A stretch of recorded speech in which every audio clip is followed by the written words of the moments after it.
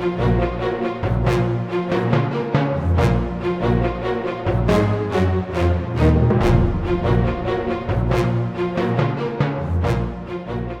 weather war in World War II was of critical importance to both the Germans and the Allies.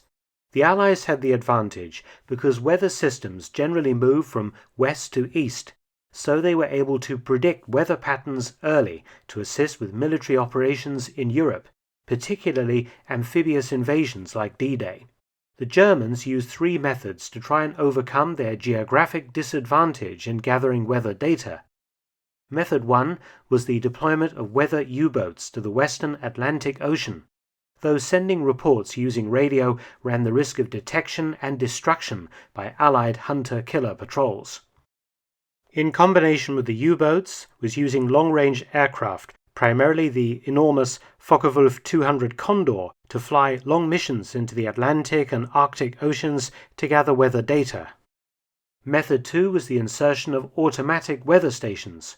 Landed by U-boat crews and running on batteries, one of these stations, codenamed Kurt, was even established in Labrador, Canada, and never discovered during the war. For more information on this fascinating story, check out my video, Ice Station Kurt, link in the description box below. The third method for gathering weather data was manned stations, covertly established near North America, and the huge island of Greenland was the focus of German efforts. Greenland was, and still is, a colony of Denmark. Germany invaded and occupied Denmark on the 9th of April 1940. Greenland declared itself self-governing and sought the protection of the then neutral United States.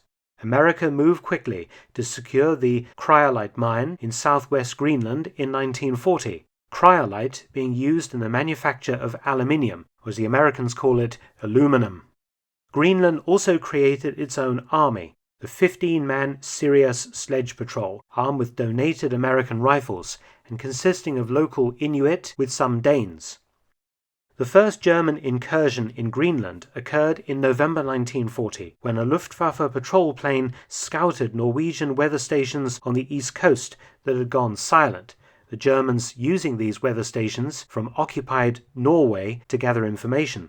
Under pressure from Britain and Canada, Greenland permitted US air bases to be constructed near Cape Farewell to assist in the delivery of Lend-Lease aircraft to the UK across the North Atlantic.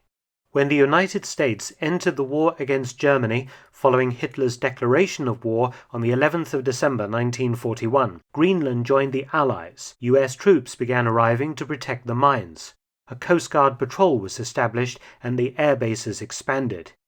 In August 1942, the Germans established several covert weather stations on Greenland's east coast.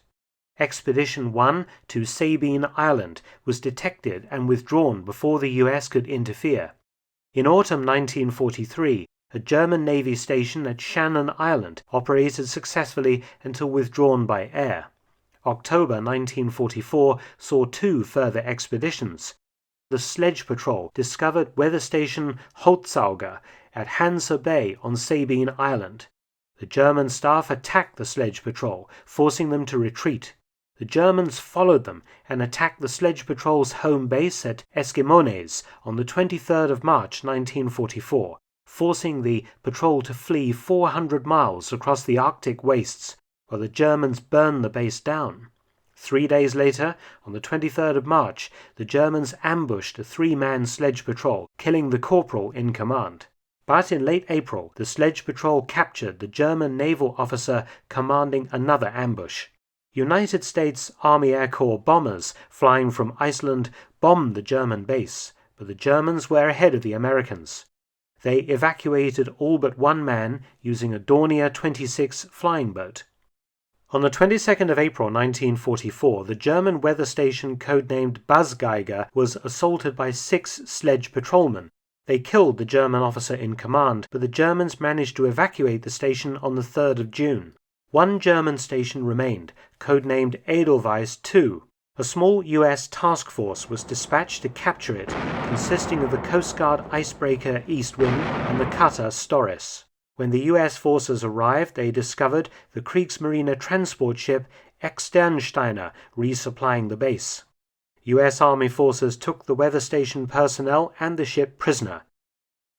Here we see German naval prisoners being taken aboard the US Coast Guard vessels. A prize crew brought the captured trawler Externsteiner to Boston. Boarded before the German crew had time to set off demolition charges, the ship is complete in every detail. Rocket launchers and 37mm guns were part of her armor. Our vital mid-Atlantic base is safe, thanks to the unceasing vigilance of the Greenland Patrol. The Externsteiner was pressed into US Coast Guard service as the East Breeze, serving until 1950. With the destruction of Edelweiss II, the Germans could only rely on weather reporting U-boats for vital meteorological information and in the planning of any further offensives in the West.